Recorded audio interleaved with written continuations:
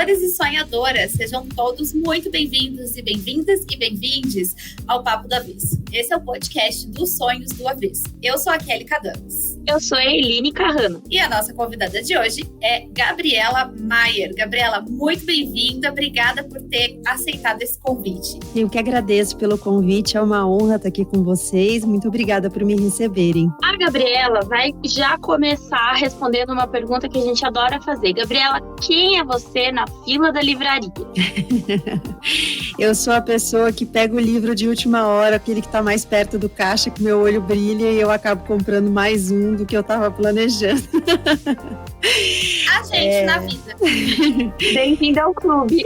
Eu sou jornalista, sou uma leitora desde criança. Os livros sempre foram meus companheiros, meu refúgio, minha ferramenta de aprendizado, de comunicação. Eu trabalho na Band News FM, sou apresentadora da Band News FM, faço um jornal no Band News TV também. E eu sou a responsável pelo Põe na Estante, que é um podcast de literatura, uma página no Instagram, né, de resenhas e um podcast literário com temporadas temáticas e tal. A temporada que está no ar agora é sobre América Latina. Então todos os livros, são sempre 8 episódios, né, em cada temporada, todos os livros dessa temporada são sobre a literatura latino-americana. Essa sou eu. Bom, lembrando que se você quiser ouvir e também agora assistir, né, ao Papo do Avesso antes de todo mundo, é só assinar a nossa newsletter, que a gente manda o link antecipado toda quarta-feira, cedinho no seu e-mail. Cedinho assim, aquele cedinho a hora que a gente acorda, né? Mas enfim. Além do Papo do Avesso antecipado, você recebe também cupons de descontos com os nossos parceiros. Você também confere crônicas exclusivas e também tem diquinhas que a gente passa para você, desde skincare até drinks, na verdade mais drinks do que skincare. E aí a gente manda também algumas dicas de filmes, algumas dicas de livros também.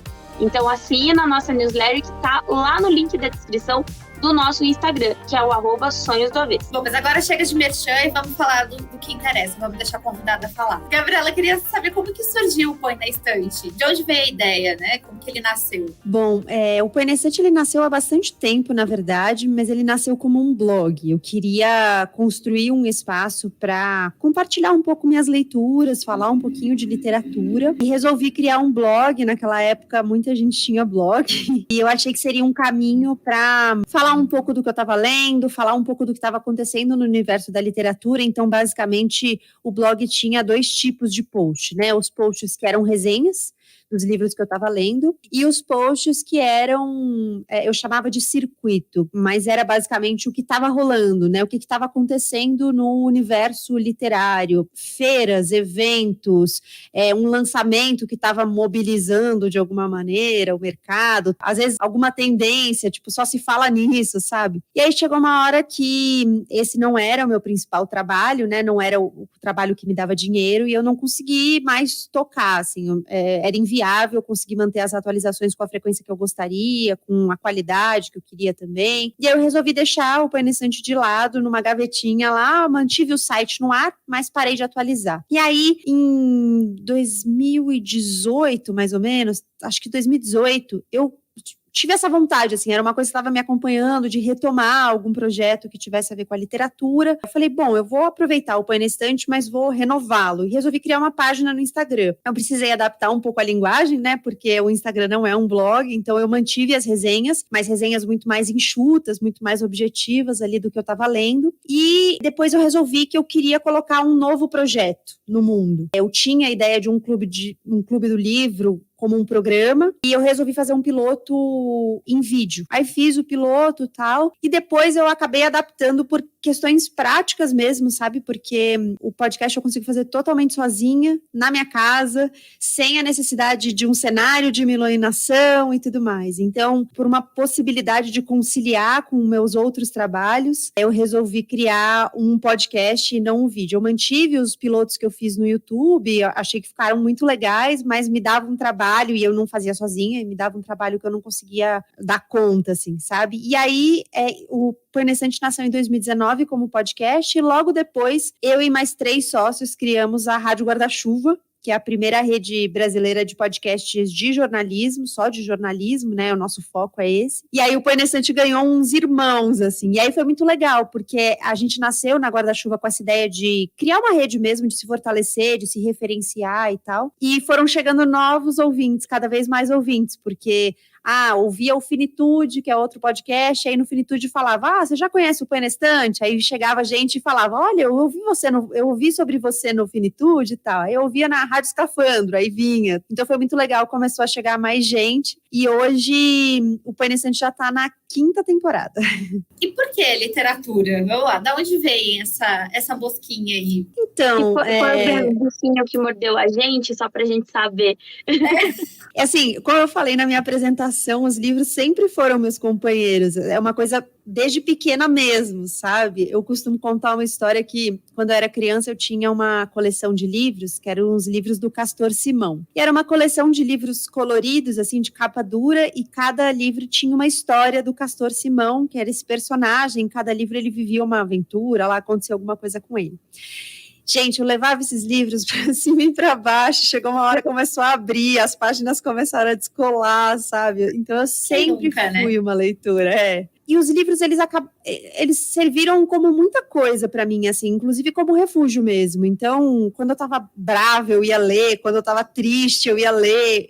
Então, em vários momentos, eles passaram a ser minha companhia. Quando eu fui para o jornalismo, escolhi o jornalismo como trabalho, né, como opção de carreira também, comecei a encontrar na literatura um jeito de me conectar com histórias cada vez mais diferentes do que aquelas que estavam me rodeando. E esse é um exercício que eu acho muito valioso para o jornalismo, né? O exercício de você conhecer o que é diferente, de você conhecer outras experiências e tal, e acho que é algo que a literatura te proporciona.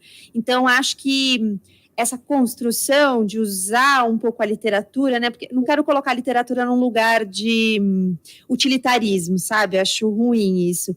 Mas eu acho que ela teve uma função também de me ajudar a lapidar, talvez, a minha sensibilidade, a me ajudar, inclusive, a construir palavras melhores, né? Jeitos melhores de usar as palavras para me conectar com as outras pessoas. Você sabe que você falando, eu lembrei que quando eu era pequena eu também tinha uma coleção. É a primeira memória que eu tenho, minha, assim, estudando, entre aspas, né? Uhum. Eu tinha uma coleçãozinha de livros também, eles eram livros super curtinhos. E agora eu não lembro direito que livro que era, mas era assim, é o livro que contava a história do Tomatinho, sabe? O Tomatinho era um personagem, enfim, eram uns livrinhos assim, de criança mesmo. E eu lembro que depois de eu ler esses livros tantas vezes, que eu já estava enjoada de ler aqueles livros, eu comecei a copiar esses livros. Aí eu pegava o meu caderno, pegava o livro e eu começava a copiar a história do livro, porque eu já estava enjoada de ler, já sabia ler de cor, praticamente, então eu comecei a escrever.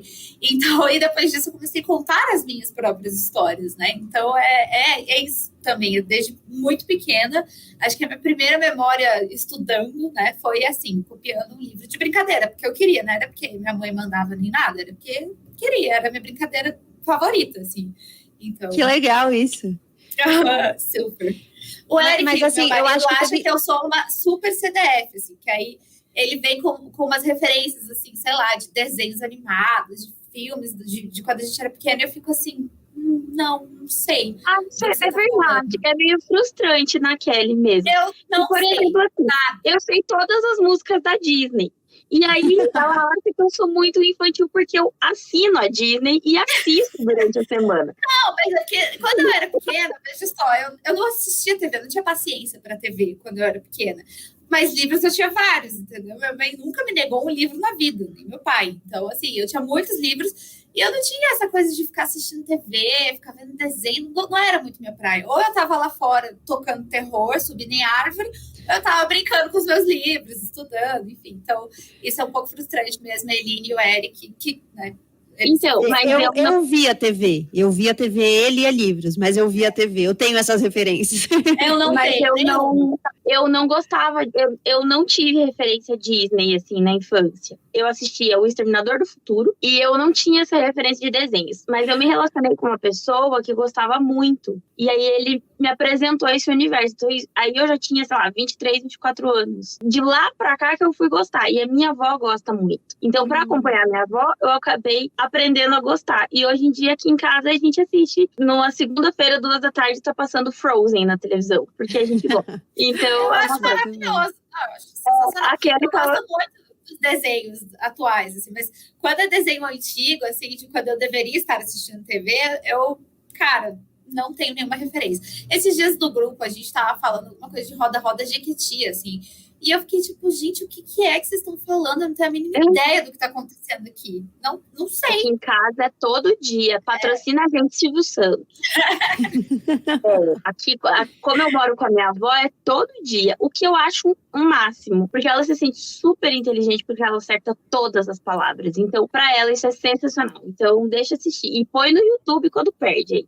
Maravilhoso. Não, eu queria saber também sobre o Põe na Estante. Como que nasceu esse projeto? Você acabou de falar. Foi a minha primeira pergunta, doida. Foi. E eu li no roteiro. Me perdoa, Gabi. Imagina. Sabe o que é? É que eu perdi o fio da meada quando a Kelly começou a contar que ela escrevia o próprio livro. Aí foi muito impactante, foi muito impactante. É isso. Vocês não? Eu tenho um caderno que eu anoto trechos dos livros que eu gosto. Até hoje eu faço isso, gente. De copiar livros. Eu risco no livro. Meus livros são todos riscados. Eu risco também. Eu não riscava no livro. Eu não tinha o costume nem de riscar, nem de marcar. Agora os meus são todos riscados também. E eu coloco aqueles post-its nas páginas, assim, pra eu voltar nelas às vezes, assim. Eu era a mó ciumenta dos livros, assim, não podia ter um arranhão no meu livro, nada. E aí eu entrei pra faculdade, e aí, assim, sem tempo, né, de ficar copiando, enfim. Então, vamos lá, rabiscar mesmo, enfim. Aí, hoje em dia, eu já rabisco mais, mas eu ainda gosto de copiar algumas coisas. Eu tenho um caderno só de trechos de livros que eu gosto de copiar, porque sim. É legal, é uma terapia legal. Eu acho. Mas hoje eu não... Até porque, assim, os livros que eu tenho lido ultimamente, agora que eu tô suspensa na faculdade, eles eram muito voltados para a universidade. Então, você acaba já arriscando no teu próprio material de estudo, assim, né? Mas eu tenho livros, principalmente livros, assim, de poesia e filosofia, eu risco muito, gosto muito. Quando você risca, eu acho que você tira uma coisa de distanciamento do livro, né? Eu aprendi isso aos poucos. Antes, eu acho que eu colocava o lugar num livro muito... quase sagrado, assim, sabe? Como se não tivesse ao meu alcance. Então eu não riscava, porque o livro estava lá e eu aqui. Aí aos poucos eu fui entendendo que eu era parte daquele livro, e que o livro ele passava a existir comigo, né? Então eu fui me sentindo à vontade para escrever. Já emendando no que você falou, você ainda tem algum livro que você lê 35 milhões de vezes, assim? Como o da infância? Eu acho que não o da infância, mas tem um livro que é um livro que eu deixo na minha cabeceira, inclusive, porque eu leio partes dele, e foi um livro que mudou a minha relação um pouco com a literatura, que foi Grande Sertão Veredas. Eu considero ele meu livro favorito. Meu primeiro contato com ele foi muito difícil, eu não queria continuar, achei dificílimo. Eu falava assim, gente, eu não alcanço isso aqui, não dou conta desse ritmo, não tô entendendo nada, não tá fazendo nenhum sentido. Mas depois que eu peguei, assim, o ritmo do Guimarães Rosa, eu me apaixonei completamente, e para mim foi muito transformador, assim. Eu ia até falar antes, acabei esquecendo, vocês perguntaram, né, das relações com os livros. Eu tive 2 professores que eu acho que transformaram a minha relação de maneira bem importante com a literatura. O primeiro foi no ensino médio. Eu sempre falo dele, professor Eduardo. Ele foi meu professor de literatura e ele propôs uma atividade que várias escolas fazem, não sei se fazem ainda, mas faziam, que era o julgamento da Capitu. E eu fui a advogada da Capitu. Então, essa experiência transformou muito a minha relação com a literatura, porque como eu tive que ler o livro várias vezes e investigar, tirar provas do livro, foi a primeira vez que eu pensei sobre o narrador, que eu pensei, puxa, quem está narrando é o Bentinho, como é que eu posso acreditar o que está escrito nessa página? Foi a primeira vez que eu fui me relacionando com os elementos da história de maneira diferente. E o outro professor foi o professor Wellington, Ele foi meu professor na faculdade de literatura. E foi ele que pediu pra gente ler, né? Na verdade, demandou, porque era obrigatória a leitura. A gente fez prova disso. O Grande Sertão. Foi uma leitura que me transformou completamente, assim. A minha relação com a linguagem, com a língua, com as palavras mudou muito depois de ler Grande Sertão Veredas. Então, acho que esses 2 livros eu já li várias vezes, mas eu acho que o Grande Sertão, ele tem uma coisa que, se você abre um trecho e lê, assim, ele tem uma beleza, sabe? É diferente do Dom Casmurro, que é igualmente bom, eu acho, né, na minha opinião, mas eu acho que não tem a mesma graça de você abrir ali numa página aleatória e ler, sabe? Então, esses são 2 livros que eu já li bastante. Eu lembro que, você falando do Grandes Sertões, eu tive uma relação muito parecida com Memórias Póstumas de Brás Cubas. Eu precisei ler ele na época da escola, se eu não me engano, né? Porque, enfim, clássicos, e a gente era obrigado a ler e fazer prova, todo esse rolê. E eu achei uma chatice, eu falei, meu Deus, que inferno esse livro, não acaba mais, não consigo terminar de ler, é um saco, um inferno, não gosto. E eu li agora, recente, ano passado, eu tava, né, xeretando a Amazon, né, porque eu sou dessas que eu não tenho o que fazer, eu abro a Amazon, e aí eu falei assim, clássicos, olha, nossa, Memórias Póstumas de Brás Cubas. Nossa, eu lembro que eu odiei esse livro, vou comprar para ler de novo. E aí, assim, me apaixonei pelo livro, tem vários trechos dele riscados, enfim, porque é muito bom. Só li no momento errado da vida, né, porque a gente não estava preparado para ele quando peguei ele pela primeira vez, mas também li depois e me apaixonei. Eu acho que eu tive isso quando eu li Nietzsche a primeira vez. Apenas Nietzsche, né? Mas assim, eu tive uma ideia boba. Vou para a praia passar férias e vou levar um Nietzsche para ler na praia. E assim, 0 condições, não é o que você, né? E aí eu lembro que também não consegui. A gente tem um problema, né? A gente não sabe escolher comfort book. Não, 0. Eu também aí, não. Tipo, não rolou, assim. Depois, um tempo depois, aí com outra cabeça, também outras experiências, hoje é um livro que é uma autora, na verdade, que eu gosto muito, que é um dos meus favoritos, é Como Falava Zaratustra. Eu não consigo falar o nome desse cara, mas é esse aí que eu gosto. Eu leio pelo menos ele há um tanto de tempo, eu vou lá e leio de novo, porque eu acho que existem livros e filmes que a gente devia assistir várias vezes na vida, assim. Um filme que eu acho, assim, que me toca muito e que todas as vezes que eu assisto ele desde os 19 anos, é Closer, Perto Demais, com a Julia Roberts. Então, é um filme que eu já assisti em vários momentos da minha vida, em várias fases da minha vida, e eu assisti ele há um mês atrás, mais ou menos, e é outro filme. Eu acho muito legal essa experiência. Gabriela, você sabe escolher comfort book? Porque a gente tem um problema aqui que a gente não sabe. Eu não sei também, eu brinco que eu sou uma grande masoquista cultural. Eu só escolho filmes, livros, séries que gerem muito sofrimento. Aí eu falo assim, eu vou fazer um negocinho aqui pra espairecer. Aí corta a cena, tô chorando, porque... Sim. Tô acabada, destruída, sabe? A última vez que eu fui na Librelini, preciso de um comfort book, porque eu estou lendo livros muito técnicos. Eu tava lendo, tá aqui, A Tirania do Mérito, e aí eu falei, o livro é muito bom, é muito maravilhoso e tal, mas ele precisa de uma concentração que eu não tô conseguindo agora, porque eu tô muito cansada. Então, eu quero ler um comfort book, quero ler um livro assim, sabe? Que eu vou ler com o pé nas costas e tal. E aí eu voltei com este livro. O Garoto que Seguiu o Pai para Auschwitz. Gente, o que isso aqui tem de comfort book? 0, óbvio, né? E aí eu terminei o prefácio chorando. E aí eu falei, cara, acho que eu tenho um problema. Eu também. Sou do time dos masoquistas culturais. O Conto de Aya. Acho que na mesma semana, assim, eu falei, eu também comprei um livro aqui, O Conto de Aya. 0 comfort. Nossa, pesadaço, né? Pesadaço, então, a série também, né? A gente sabe brincar disso, assim, aparentemente, né? Então, tá, tudo bem. Eu também escolho umas coisas. O Põe na Estante, ele tem um clube do livro, né? Os participantes do clube votam qual o livro do mês. E aí, o encontro do mês passado, de setembro, foi sobre Atos Humanos, que é um livro da coreana Han Kang. E o livro é muito pesado. E aí, começou o clube com o pessoal me xingando. Gabi, você não sabe escolher um livro leve. Eu falei, olha, eu vou me defender, porque pro clube, quem vota são vocês. E a outra opção era bem mais leve. Quem ganhou por culpa de vocês. Então, esse vocês não vão jogar na minha conta, não. Mas, de fato, quando você vai ver até os livros do podcast, assim, e tal, nossa, são livros pesados, no geral. Não tem um livro assim pra dar uma risada, sabe? eu não sei escolher esses livros, assim. Geralmente, quando me indicam um livro assim, eu fico tipo, ai, será? Eu já fico com um pezinho atrás, entendeu? Mas então, a pessoa tem que insistir para eu ler um comfort book, entendeu? Não, mas eu tava na casa da Kelly até esses dias atrás, eu falei assim, eu posso ler da sua estante A Paciente Silenciosa? Ela já tinha falado até em outros podcasts aqui indicados. Ela, claro, lê sim. Aí eu falei assim, nossa, legal, porque daí eu vou ficar aqui uma semana, vai dar pra eu ler durante a semana o livro. Eu terminei em 1 dia e meio. E assim, um livro muito bom, mas assim, não é confortável, ele também é meio assim, pesado, né? Amiga, eu super considero ele um comfort book, super. Não, mas ele não é leve, necessariamente.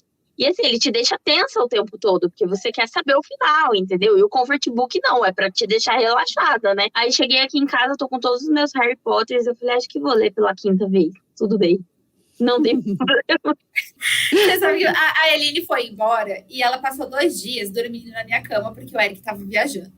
Então, assim, ela tomou conta do criado mudo, enfim, né, de tudo. E aí ele chegou de viagem, ele ainda ficou mais uma semana, foi embora. E ela foi embora, eu tava arrumando o quarto, né, no fim de semana, e eu olhei um livro que é da Tati Bernardi, que é Depois a Louca Sou Eu. Aí eu olhei pro livro e falei assim, a Eline pegou o livro da minha estante, olha só.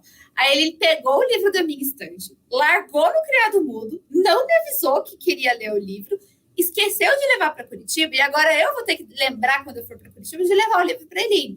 E aí eu peguei o livro e guardei, muito brava com a Eline. E aí, tudo bem. Passou, assim, sei lá, 24 horas, e o Eric falou assim, por que você sumiu com o livro que eu estava lendo? Aí, no fim, ele pegou o livro da estante, mas por ele ser da Tati Bernardi, eu presumi que era óbvio que era a Eline que tinha pego. E aí eu falei, desculpa, achei que era a Eline que tava lendo, tá, né? Enfim, aí guardei o livro, coitado. Impedi ele. Esse é o problema de fazer parte de um casamento do qual eu não sou casada. Né? Nossa relação é um pouco estranha. Mas, Gabriela, e como é conciliar o jornalismo e os outros projetos paralelos? Porque eu e a Kelly, 10 minutos a gente tá com um projeto novo e a gente não tem 36 horas num dia, só tem 24. Como que você faz? Ensina a receita. Não, eu sofro desse problema aí também. O meu dia, ele tem só 24 horas. Eu tô tentando descobrir estratégias para aumentar. Você falou do Harry Potter, meu sonho é até aquele negócio que a Hermione usa para... que ela vê várias aulas, né? Que ela vai e aí volta no tempo, assiste a aula que estava acontecendo ao mesmo tempo enquanto ela estava vendo outra. Eu queria ter tipo isso aí. É difícil conciliar, muito difícil, porque... Bom, primeiro porque eu fico muito cansada. A gente sabe bem. Eu fico muito cansada. Eu até recentemente estava pensando assim que, putz, a minha carga mental tá bem alta, sabe? E aí eu falei, eu preciso começar a escolher um pouco, porque eu tô fazendo muitas coisas ao mesmo tempo e por mais que eu goste muito de todas elas, talvez eu precise fazer escolhas nesse momento, né? Porque até na guarda-chuva mesmo, por exemplo, a gente tá se estruturando como negócio, então a gente ainda não tem uma equipe, sabe? Somos os 4 sócios, a gente se divide ali entre funções, mas a gente não tem uma equipe para delegar, para ajudar e para mesmo se especializar em uma função. Então, além de você fazer, você tem que aprender a fazer as coisas, porque, por exemplo, eu sou jornalista, eu nunca trabalhei com gestão, não sei fazer planejamento financeiro, não sei, sabe, fazer fluxo de caixa, não sei fazer isso. Então, todos esses aprendizados são difíceis. Sem contar que, assim, o Põe na Estante, às vezes o pessoal fala, muito legal, as conversas são muito legais, e são conversas de 40 minutos, só que para cada uma delas eu leio pelo menos um livro, sem contar os que às vezes eu leio para complementar, para pesquisar e tal, mas eu leio pelo menos um livro. Então, tem os livros que eu leio para a coluna, os livros que eu leio para o podcast, os livros que eu leio para fazer a resenha no Põe na Estante, mas que não vão para o podcast. Tudo isso é trabalho, né? Claro que eu tenho um prazer enorme na leitura, mas tudo isso é trabalho. E aí chega uma hora que cansa, sabe? Chega uma hora que você quer falar, eu quero fazer uma coisa que não tenha nada a ver com nada. E, na verdade, assim, não chegou ainda o dia, não sei se vai chegar, eu espero que não, mas não chegou o dia de eu falar assim, eu não quero ler, porque ler pra mim é trabalho. Esse dia não chegou pra mim. Mas tem dia que eu falo assim, eu não quero ler isso. Tipo, eu preciso ler uma coisa específica pro podcast, por exemplo, mas eu não tô na vibe de ler aquilo, sabe? Eu queria ler outra coisa, queria ler, sei lá, um suspense, queria ler um thriller, queria ler um livro que falasse besteira, sei lá, qualquer coisa. E assim, às vezes eu faço a conta do... Porque tem coisas que são incalculáveis, né? Mas às vezes eu tento calcular os custos não financeiros de tudo que está envolvido nessa operação de conciliação de 1000 coisas, assim, sabe? Mas é difícil mesmo. Ou seja, amigos e família você não tem, aparentemente você vive... Olha, eu tenho um namorado agora e eu nem sei como, viu? Eu não sei explicar como isso aconteceu na minha vida, porque quando eu paro para pensar, teve uma semana que eu falei assim... Vinícius, a gente não vai poder conversar essa semana, tá? Porque não tá dando. Falei brincando, claro, mas é que uma semana tava tão loucura que eu falei, não, olha, por favor, não me telefona, não me manda mensagem, que eu não tenho tempo de responder o WhatsApp. Qualquer coisa, me manda uma carta, semana que vem eu te respondo. Eu respondo, exato. Olha, e o pior é que ele mandaria, porque ele tem uma agência dos Correios, então se tem uma pessoa que mandaria uma carta, é ele. Olha que Então, maravilhoso. perfeito. Mas eu e a Kelly, a gente trabalha juntas, a gente tem projetos juntas. Hoje eu estava na casa da mãe da Kelly, tipo, nesse nível. Chega sexta-feira, a gente para de se falar, a gente volta a se falar no domingo. No domingo à noite, segunda de manhã, no máximo. A gente dá uma desligada, assim, porque sempre acaba indo, né, pro Não assunto, dá pra né? conversar com a Eline, porque toda vez que a gente conversa, a gente quer fazer um projeto novo, entendeu? Então a gente só pode conversar quando a gente está falando de trabalho, no horário de trabalho, entendeu? Se a gente tiver com tempo livre, não dá pra gente conversar. Não porque dá. aí vai surgir um projeto novo. E aí eu tenho esse problema que eu tenho muitas ideias, sabe? Aí às vezes eu fico, eu não queria ter mais ideias, porque eu tenho ideias, aí eu quero executar as ideias, sabe? Aí não dá. E quando a gente tá juntas pessoalmente, agora a gente exerce o silêncio saudável, que é muito bom. Sim. A gente trabalha uma do lado da outra em silêncio e rola e é legal, assim. E é uma prática que veio muito naturalmente, porque as duas gostam de ficar em silêncio, né? Mas ainda assim, é projeto atrás de projeto, é coisa atrás de coisa, e daí também não dá tempo de dormir. E eu não sei você, Gabriela, mas eu fico agoniada quando eu tenho uma ideia e eu não consigo executar. Eu fico agoniada. Tipo, meu Deus, eu não consigo dormir, eu sonho, sabe? Às vezes eu tenho ideia para uma crônica, sei lá, escrever uma crônica sobre algo, eu fico sonhando com isso até eu sentar e botar no papel. Eu não paro de sonhar, eu fico sonhando, aí eu vou fazer alguma coisa, eu fico com isso na cabeça, eu não consigo me concentrar em outras coisas. É terrível, gente, sério. É só medicada para dar conta. E mesmo assim ainda não dá. Gente, não é fácil, não é fácil. Eu sei o que eu tô falando, não é fácil. A Kelly sonha muito com os projetos porque ela gosta de dormir muito. Então, em algum momento, esse próximo vai ter que acontecer. É verdade, eu tenho bons recordes de horas dormidas, graças a Deus. Não, você tinha. Agora, com a quantidade que a gente tá trabalhando, não tá rolando mais. Não, mas no sábado agora, que passou, eu dormi até as 2:30 da tarde. Deu uma compensada, tirou o atraso. Eu só acordei para despachar a Eline, entendeu? Abri a porta para ela ir embora, porque ela pegava o voo cedo. E eu voltei para cama, assim, 2:30 da tarde eu acordei só porque eu tava com fome. Se eu não tivesse com fome, eu teria dormido mais. Dá pra emendar, é verdade. Vamos pros quadros? Vamos sim. Os quadros, a gente vai como se a gente tivesse 7. Não, temos nova temporada, nova vida. Eu já tava assustada aqui. Bom, nessa segunda temporada a gente tem um quadro só, que é o quadro, como diria Clarice Lispector. E esse quadro se resume em que cada uma de nós traz uma frase de para-choque de caminhão, no estilo viagem porque preciso, volto porque te amo. E independente de você saber de quem é essa frase ou não, a gente mete lá que fala que é da Clarice Lispector, como todo mundo faz na internet. Né? Se você sabe o autor, beleza. Se você não sabe, é da Clarice. Não precisa necessariamente ser um para-choque de caminhão, tá, gente? A gente pode refletir coisa séria aqui. Até porque está na internet, é verdade. Então, é pra ser filosofia mesmo, de boteco. Maravilhoso. Posso começar, então? Pode. Eu estou lendo um livro que finalmente é um comfort book, que eu comprei... Já comprei 7. Já comprei a saga inteira, porque, né? Mas conta como você comprou a saga, querida Kelly. Entramos no shopping, tinha uma feirinha de livros muito baratos, em Shopping Brasília, e eu turistane, né? Aí a Kelly me puxou no lado contrário da feirinha. Não vai olhar, não olha não, porque senão você vai querer comprar. E não sei o quê. Brigou comigo, deu de dedo na minha cara, tudo bem. Fomos almoçar. Corta a cena. Corta a cena, tô eu no Corta meio a da cena. feirinha. Almoçamos. Quando a gente tava saindo do shopping, tinha que passar pela feirinha de novo. De repente, ela veio de longe. Tinha todos os livros que ela queria. Tudo bem, saímos com trilhões de livros do lugar. Assim, cartão de crédito estourado.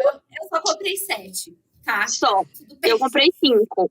Então, Só. estamos numa média. Tá Entendi. tudo bem, eu só comprei 7. Eu tava me achando a descontrolada da livraria, mas agora eu tô em casa. Não, gente. E se você a gente sair a 3 juntas, nossa.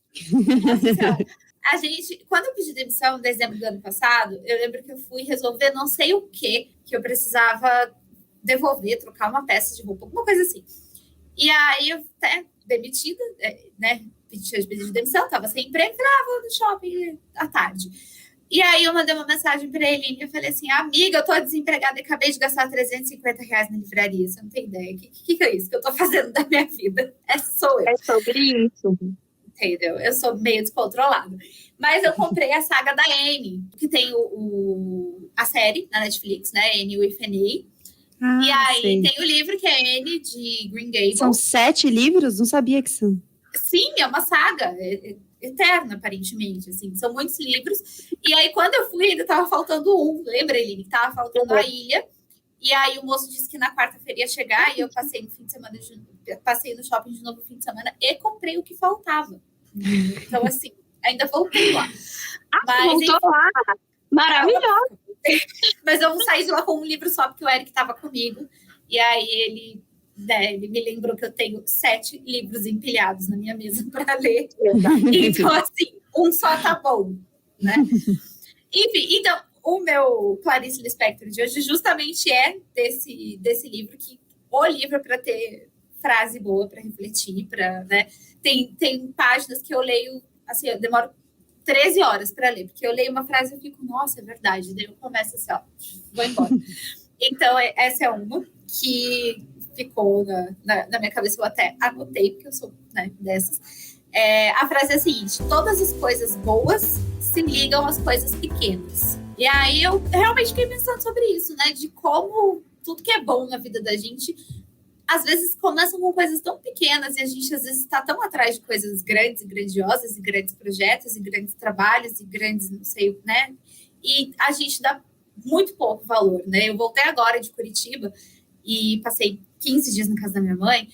E assim, cara, como é legal, assim, eu passei 15 dias grudada das minhas sobrinhas, né? Eu tenho 3. Uma delas não me ama, não gosta de mim. Passei 15 dias lá, nem oi ela me deu. Roubou meu pirulito hoje. Mas enfim, tudo bem. Acho que ela só porque ela é pequena, eu espero. Mas, não, assim, ela é mafiosa mesmo, já novinha. Catou meu pirulito na caruda. E vazou, né? Nem obrigada. Vazou. Uhum. Mas enfim, e é isso. Então, assim, eu fiquei com elas o tempo todo e é tão legal, né? Porque você fazer parte desses momentos, né? Das crianças, enfim. Eu lembro que, assim, eu não tenho muitas memórias com os meus avós de quando eu era pequena, porque os meus avós, por parte de pai, a gente é muito pouco lá na casa deles. Meus avós, por parte de mãe, espero que eles não estejam ouvindo esse podcast, mas, enfim, uma pequena reclamação agora. Era uma casa, assim, que não podia ter barulho, você não podia correr, você não sabe? Então, assim, eu não gostava de ir lá quando eu era pequena, óbvio, porque, né? Não podia correr, não podia falar alto, não podia dar risada. Então, vai fazer o que lá, né? Vai fazer o que lá, né?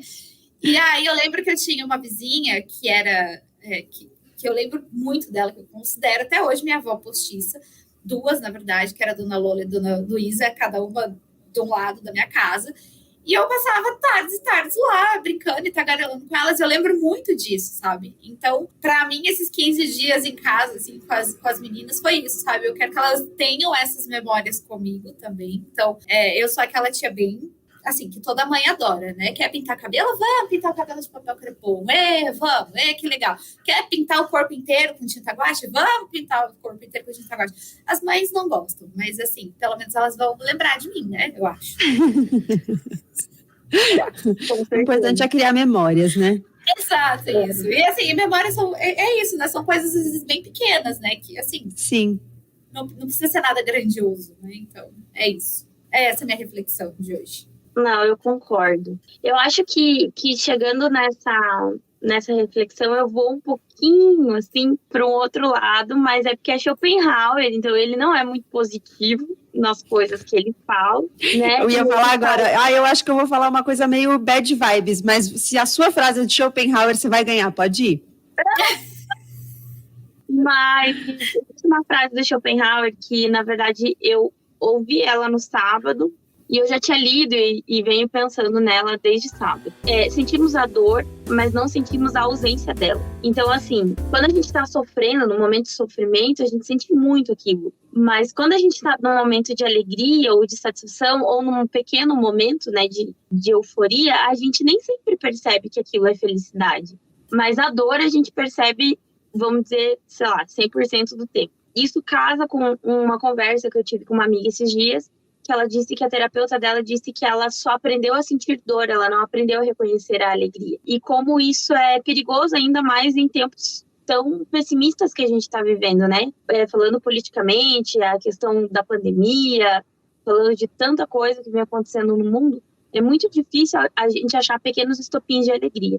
Então, eu acho que a minha frase é mais ou menos assim, vamos começar a nos acostumar a sentir mais o que é valioso de bom do que essas dores todas, porque a dor também acaba virando um hábito. Verdade. Mas é que é difícil, né, você não sentir, porque quando a música fala tristeza não tem fim, felicidade sim, eu acho que é bem isso, assim, porque quando você tá com aquela dor, com a tristeza, parece que nunca vai acabar. Parece que é eterna, que vai ser o fim do mundo mesmo. É verdade. E a felicidade parece só uma coisa, um soprinho ali. Mas eu acho que quando a gente começa a ter essas pequenas consciências, né, puxa, isso aqui é alegria, isso aqui é felicidade. Eu acho que isso pode ajudar, às vezes, a gente dar não eliminar a dor, não é parar de senti-la, né? Mas é dar uma equilibrada na balança. Às vezes não é nem não sentir a dor. Assim, eu acho que a gente tem que sentir o que a gente está sentindo, ponto, né? Seja o que for. Uhum. Então, assim, não é nem não sentir a dor, mas é reconhecer quando o que você está sentindo também não é dor, né? Porque às vezes a gente dá um peso muito grande, né, para as coisas ruins, e quando as coisas boas estão acontecendo, às vezes a gente não se dá conta de que, olha, nossa, que legal isso aqui que eu estou vivendo. É um negócio legal, né? Eu acho que isso falta, assim, a gente não reconhece tanto, eu acho. Bom, eu vou falar de Clarice mesmo, pode ser? Sim. Pode.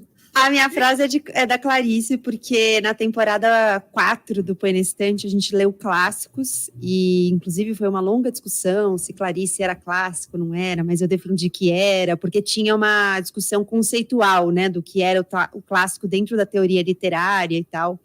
Mas, enfim, chegamos à conclusão de que Clarice entraria na temporada e a gente leu A Paixão Segundo GH, que é uma grande loucura este livro. E aí, eu tô colando aqui, porque eu não lembrava a frase exata de cabeça, mas eu abri aqui meu roteirinho do dia que a gente gravou, e eu lembrava a ideia da frase, que eu acho que, na verdade, é uma frase que a gente pode jogar para vários lados, né? Tem um determinado momento do livro que a Clarice escreve: viver não é relatável, viver não é vivível. A primeira parte, que ela fala viver não é relatável, eu acho que é mais flexível, assim, né? Porque eu acho que a gente pode jogar pra loucura que é a vida mesmo, assim. Não é relatável porque a gente não dá nem conta de nomear as coisas que a gente vive, de tão malucas, né? De tão impressionantes que as coisas são e tal. Mas na segunda parte, viver não é vivível, por isso que eu falei, talvez eu cite uma coisa meio bad vibes, assim, porque eu leio muito num tom de, assim, a vida é insuportável, é dureza viver, sabe? É dureza mesmo. A gente tá operando milagre aqui. E assim, eu acho que a gente tá num momento muito delicado mesmo, em que às vezes eu fico me perguntando, cara, será que viver é vivível? E assim, se viver tá sendo questionavelmente vivível para mim, que tem uma série de confortos na vida, sabe? Eu fico pensando se viver é vivível para todo mundo, sabe? Então, eu lembrei dessa frase dela, porque na época me chamou a atenção, tanto que eu marquei aqui no meu roteiro, mas eu acho que ela casa muito com o momento que a gente está vivendo, de de tantas crises sobrepostas, crises individuais, né, porque tem um monte de coisa com as quais a gente está lidando, e crises coletivas, né, crises políticas, econômicas, sanitárias, sociais, culturais, e como é que a gente lida com tudo isso, né? Eu acho que tudo que a gente está vivendo, eu diria que não é nem relatável nem vivível, porque a gente não deveria passar por isso, é uma afronta à dignidade a gente viver a vida que a gente está vivendo. E não é relatável porque, assim, se eu contar, as pessoas vão achar que eu tomei LSD, entendeu? Se eu pego, assim, um extraterrestre e trago para o Brasil e conto para ele o que é viver no Brasil de 2021, ele vai achar que eu usei drogas. Ele vai achar que eu estou inventando um filme, sei lá. Sim. Enfim. Você dá um jornal na mão de um alienígena, ele vai falar assim, não, gente, isso aqui, claro que não. É isso aqui que é ficção de vocês? É isso. A gente ainda vive uma vida muito confortável, se a gente for analisar a média, né? Não, a gente tem as nossas dores, nossas dificuldades, não tira, né, a angústia das nossas vivências, mas a gente tem que considerar também que a gente tem uma série de privilégios que nos permitem ter angústia num lugar quentinho, né, com a barriga cheia. A gente vive num lugar que nos permite ter angústias, né? Exato. Começa por aí. Né? Nos permite ter angústias, não é todo mundo que tem esse privilégio de ter angústia que a gente tem, né? Então, Não, a gente ainda tem uma questão assim, a gente tem um conhecimento que nos permite reconhecer, tipo, preciso de uma terapia e posso pagar uma terapia.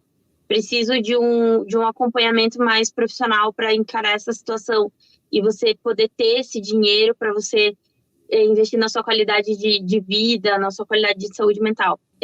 A gente sabe que no Brasil as pessoas estão escolhendo ou eu como hoje ou eu como amanhã, ou eu como ou o meu filho come, né? Que são problemas muito maiores, assim, eu considero. Logicamente, cada um vive o seu problema diante do seu prisma. Mas, realmente, a gente tá no... E essa dor, até Schopenhauer também fala, assim, que quanto mais evoluído o espírito, mais dor ele sente. Porque você acaba tendo essa dor do mundo, né?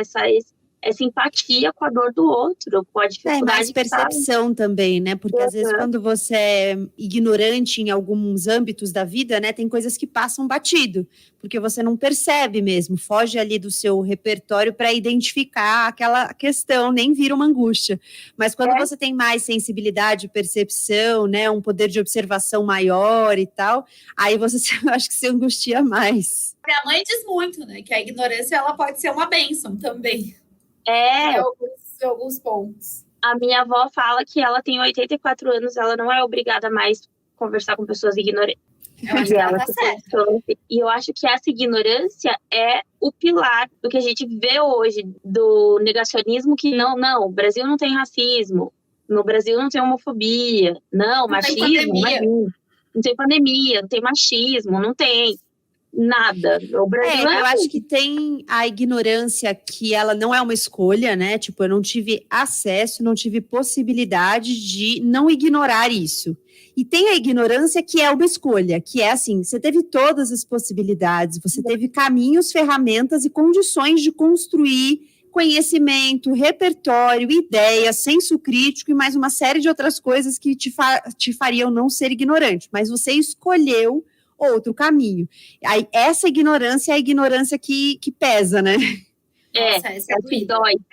É a que dói. É a que dói. É a que deixa a gente angustiado, né? Exato. É a que manda a gente para terapia, geralmente. E essa ignorância que faz a vida algo não vivível, né? Realmente é um empecilho para você ter um pouco mais de paz de espírito, assim. Nossa, paz de espírito era tudo que eu queria. Pedir muito. Sim, Não é? Onde é que compra? E assim, a paz de espírito, eu acho que é a falta dela que leva a gente, às vezes, a fazer tantas coisas não saudáveis, assim, sabe? Tipo, às vezes a gente trabalha porque acha que é aquilo que vai nos realizar. E tudo bem, tipo, por exemplo, eu tava falando isso pra Kelly semana passada. Eu estou super sobrecarregada de trabalho, mas eu estou no momento em que eu estou feliz. Eu já trabalhei muito e eu não era realizada, assim. Então, mas eu achava que era daquele jeito que eu ia me realizar em algum momento. Então, eu já fiz isso com a comida, já fiz isso com outras coisas na minha vida. E as pessoas fazem isso. Elas vão para alguns vícios, para algumas compulsões, achando que a paz de espírito vem dos excessos, quando, na verdade, é dos mínimos, né? São das coisas mais simples, assim. Nossa, nesse clima bom. Nesse clima bom, nesse clima pra cima. Obrigada, Eline. Por nada, gente, me acompanhem. Eu sou uma coaching de fracassos. Nesse clima bom, nesse clima leve, descontraído, né? A gente vai chegando ao final, né? Porque a gente também precisa viver um pouco, a gente tem mais trabalho na fila. Para terminar um pouquinho para cima, eu acho que a gente pode talvez pegar tô puxando a sardinha pro meu lado, porque fui eu que trouxe a frase, mas pegar essa frase da Clarice e talvez pensar como é que a gente pode fazer da vida mais vivível. Por exemplo, ouvindo o Papo do Avesso, entendeu? Ouvindo na estante. Aí, eu também acho que isso ajuda muito. Isso ajuda a vida a ser mais vivível, gente. Claro, óbvio, curtindo Sonhos do Avesso. E ficando atentos nas nossas novidades que estão chegando agora, toda semana. Dá um up na vida, saber que tem novidade vindo por aí. Então segue a gente. E outra coisa, se você gostou do novo formato do podcast, que agora tem vídeo com a gente maravilhosa, e eu com as minhas camisetas sempre de protesto, então você dá um like nesse vídeo, manda pros coleguinhas, para aquele grupinho do almoço de domingo. Isso, nossa, vai ser ótimo. Exatamente. Bom, para quem quiser acompanhar a gente de pertinho, é só seguir a gente nas redes sociais. Eu sou @KellyCadanos. Eu sou @Li_Carrano. E a sua @Gabi? Eu sou @Põe na Estante e sou @Gabriela C. Maier. Maier é com Y. Pra gente é Gabi, porque a gente já virou íntimo. Tamo íntimo. Gabriela, mais uma vez a gente agradece a tua participação. E agora esse espaço é seu. Se você quiser fazer uma indicação, merchan, enfim, cantar uma música, mandar um beijo pra sua mãe. Olha, cantar uma música vocês não vão querer que eu faça, porque a gente tá tentando construir uma audiência perene e não afastar de vez a audiência, não é isso? Ah, tá bom. Isso. Então é melhor não. Eu queria agradecer também pelo espaço, pelo convite, eu adorei a conversa. Obrigada, eu adoro falar de livros, adoro filosofar sobre frases de caminhão e de não caminhão. E é isso, convido todo mundo a conhecer o Põe na Estante, quem gosta de livros, quem inclusive quiser participar do Clube do Livro, porque agora como é online, você pode participar de qualquer lugar do Brasil. Lá, quando você entra no Instagram do Põe na Estante, em um dos destaques que chama Clube do Livro, você encontra como participar, mas basicamente é só me escrever no poinaestante@gmail.com e me mandar o e-mail em que você quer receber as informações. A gente faz o encontro pelo Google Meet e aí é muito à vontade, então tem gente que vem e não gosta de abrir a câmera, não tem problema, tem gente que vem e não gosta de falar, só quer ouvir também, não tem problema, quem quer fala, quem não quer não fala, quem quer ouve, quem quer abre a câmera, enfim, é muito à vontade. E o podcast, que está nos principais tocadores, já na 5ª temporada. Convido todo mundo a conhecer e a me inscrever para dizer do que gostou, do que não gostou, para deixar sugestões para temporadas futuras. São bem-vindas também. Obrigada, gente. Ai, Deus me livre dessa tentação de entrar em um clube do livro, porque tudo que eu não preciso. Ai, eu também. Assim, ó. O próximo livro é Água Funda, da Ruth Guimarães. Já anota aí. Ai, tô nervosa já. Gente, também lembrem de curtir a nossa página @Sonhos do Avesso no Instagram. A gente também tem que agradecer a Vanessa Alves, nossa produtora linda, maravilhosa, dona da nossa agenda, da nossa vida, de tudo que a gente faz. E é isso, gente. Até semana que vem. Um beijo.